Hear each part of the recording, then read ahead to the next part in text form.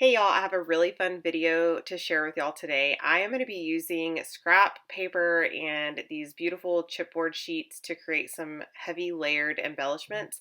Now, it's heavy layering for me. I've seen some layered embellishments out there that are amazing, and I honestly wish that I could do that as well.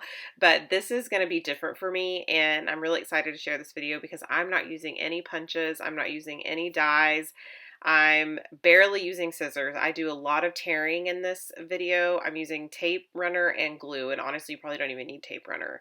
So if you have hot glue and you prefer when you do some layering, you prefer to use that, you can totally use that. It's just a little messy for my taste, but you could certainly use hot glue. Now, I also am not going to be, I think I mentioned this, but I'm not going to be sewing on these. Lots of times to give my embellishments texture, I do add sewing. I'm not going to do that either. This is a great video for people who are either just starting or really don't have a sewing machine or don't have a whole lot of punches. And so I just want to share with you that you can create beautiful embellishments. And I will say that this is one of my favorite embellishment videos. I've said that before, but this is one of my favorite embellishment videos that I've personally created. Because I think partially because I just didn't put a whole lot of thought. I tried really hard to just have fun. And this would be a great time to listen to music, do kind of a thankless activity. It's kind of, I picture it like as people like to crochet and they kind of get to the point where it's just like they're moving their hands and it's just therapeutic. And this is this is kind of how this particular project for me was, because I like I said, I do put thought into many of my embellishment videos, especially like technically speaking. And this I just really wanted it to be, I just really wanted it to turn out pretty, and I didn't really care about matching patterns. I didn't care about how the paper ripped and if it was in the right position or anything like that.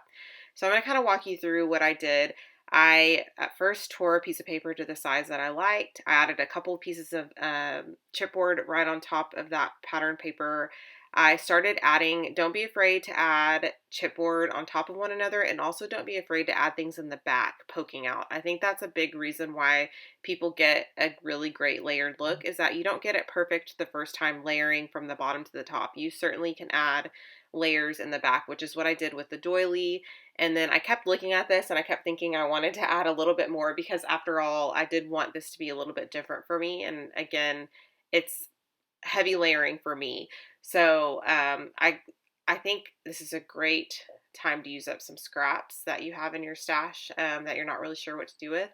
And at this point realized that I had added two doilies and didn't know that. And so I'm just gonna make sure that I glue that together so that the whole embellishment stays as one piece. And then I'm gonna add a couple more little pieces poking out. And not only can you add pieces in the back, and that could be paper to puffy stickers like I'm using right now to chipboard, but you can also poke things out from the middle pieces to get that layered look. Also play around with textures. You'll see me pull out cork, which I'm doing right now.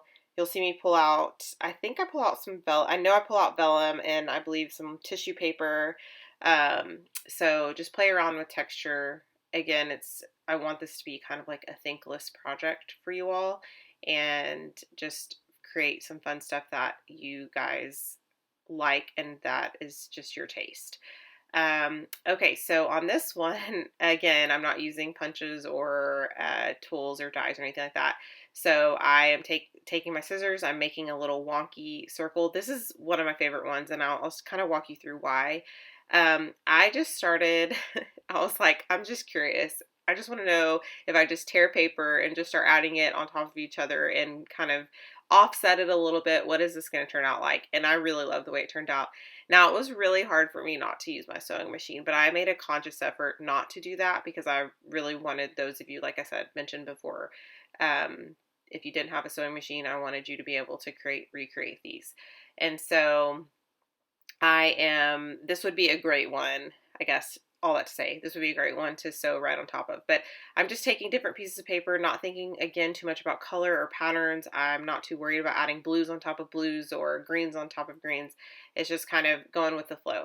So I've now added like 4 strips of paper, and I'm just kind of offsetting them. They're going to poke out from one another, and then I'm going to start adding some chipboard. Now, you'll notice that I added the details of the paper, and then right on top of that I plopped a kind of a larger circle, and that's perfectly okay. Don't worry about covering things up, because the layers are going to speak for themselves, and I think um, you'll get to see little bits and pieces poking out, and that's what's so beautiful about layered embellishments.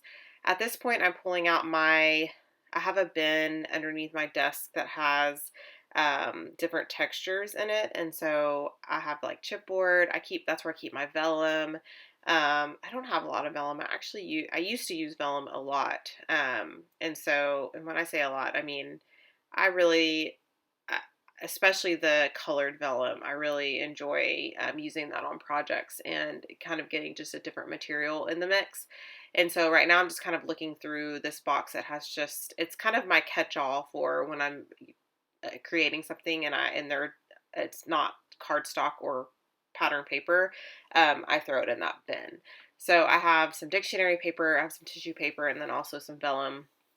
And I'm simply just going to use the cork to kind of add a little bit of texture right there on top. And then looking through this chipboard. Now, I don't know if I'm going to be able to link any of this chipboard. I couldn't even tell you I guess I could probably tell you the brand just based on the style, but I probably couldn't tell you what line these are from, or collection, I guess. And so I know some of them are crepe paper. I know some of them are Paige Evans, and I believe there's probably 1 or 2 that's Amy Tangerine as well. And I got these from Joann's on clearance, and this was a while back. I'm like trying to think. I think I maybe even bought these. I'm like, did I buy these when I was pregnant, or was it after? And that would have been like 2019. So I could have it could have been this year, or 2020, but it may have been 2019. So it's been a little while, and just one of those things that's been sitting there that I've been wanting to use, but I just haven't sat down to consciously make the effort. So I've added a little tag behind, a little purpley pink tag behind the cluster, and then I decided I actually wanted another little hot pink piece to pop out, just kind of a variation of pink, and then I added the tag right back. And so now I have 2 completed embellishments. And those took me, they took me over 10 minutes for sure. So again, I'm just putting a little bit more effort into each piece versus creating like one piece that's just quick. Now you can stop halfway through your embellishment and then you'll still get a really beautiful piece. But if you want the more dimensional look, then you can obviously continue adding pattern paper and different pieces. Now, I found these little intricate die cut pieces in my stash. I think, I could totally be wrong, but I think maybe I got these in a hip kit, club kit a long time ago. And of course I have some stuff that I just really want to use. Also, tell me what you guys think about, I really need to do a series on using these DIY embellishments. I've had a few people ask about, I have a couple videos out there where I do use them. And then I've also had a few people ask about sharing how I use them. And so, and I really actually love creating with them. I just think sometimes now that I have the bin that's kind of out in the open, I think I have my clear bin, so I think I'll use them more often. But they just sometimes get forgotten, and so I really need to pull them out and use them more often. And I just really need to do a series on it so that I can commit to using them. So tell me what you guys think about that. I'm having an issue talking tonight for some reason. So I'm just I now have a little bin that's going to have some smaller scraps in it, and then I'm going to keep my larger scraps in a larger bin. And I've just pulled one of the little papers out of there, and I think that's a paper from, it's either Close to My Heart or Creative Memories. I'm pretty sure it's Creative Memories because it's a pretty thin, I think it is. I could totally be wrong though. But I just use my little, it's by Stampin' Up, and it's a little, it kind of not fringes. It gives your paper, your edges, a distressed look, and I believe Tim Holtz has a very similar tool. And so I'll try to find the name of it and link it down below. And then not using many tools, so I probably won't have a ton of links down below, because most of the products I'm using are just like little bits and pieces that I have in my stash. But anything I do use, or most things I do use, I will try to link. So on this one, I decided to go ahead and use the dictionary paper. I think before I didn't talk about what I was doing, but I know I used some dictionary paper, and then I layered several chipboard pieces kind of vertically, and then I think I even layered a couple on top of each other. So for this one, I have some dictionary paper. I have one of those intricate die pieces. I have a couple of pieces of scraps that are torn, and then I also have a chipboard floral piece. And then I cut that frame in half so that it can just poke on the right hand side. And that's another tip that I have for you. If you, of course, you create things to your liking and to your personal preference. I tend to, whenever I have elements poking out, I tend to do that all on one side or like in one corner. And I like to offset things so that it doesn't look perfect. And that's kind of the point of this video. So you'll notice that the elements that I have poking out are all coming on the right side. And it just kind of gives, I just feel like it's a little bit more aesthetically pleasing. And it kind of just gives a little, like I said, an imperfect kind of vintage look, organic look, maybe even too. So I've found a couple of tiny text words, which are some of my favorite embellishments to use. And I'm just adding those kind of not diagonally, but just imperfectly on that embellishment. And then I have 2 more to go. So for this one, I wanted to do something a little bit different. And I saw these they kind of look like old flashcard looking things. And so I think this is definitely a crepe paper collection from a while back. And I decided to cut up a few of the pieces, and I'll kind of share with you, I'll walk you through what I decided to do with those. So my first thought was I kind of wanted to make maybe like a little embellishment book where it's layered, but you could kind of flip it. And then I kind of thought, well, maybe I'll have them stacked to where you can see all the words. So that's kind of the route that I decided to go. And then I thought, well, how can I stack these and what will they stick to, basically? So I decided to get a strip of paper and simply layer those on top of each other. And then I decided to loop over the, I wasn't going to just tear it off. I was like, well, this would be kind of a fun way to use this strip. And so I just got my tiny attacher and made sure that it was going to adhere all of the pieces together, if that makes sense. So at this point, I'm looking for something else to add to this embellishment cluster. And I found a couple of chipboard pieces. I stacked those on top of each other. And then for the next piece, I'm going to grab a little cloud. I love this little yellow cloud, and it gave a really nice pop of color because I was headed in that like blue direction. And so I decided to add some yellow, and then I'm going to find, so since it says like vacation adventure, I don't know what the other, vacation adventure memory, I felt like this would be a great beach embellishment, and since that is a trip that we take every year, and so I decided to add some little sunglasses, although I guess you don't have to use those for, you don't have to use that for the beach, but that's kind of where my mind goes.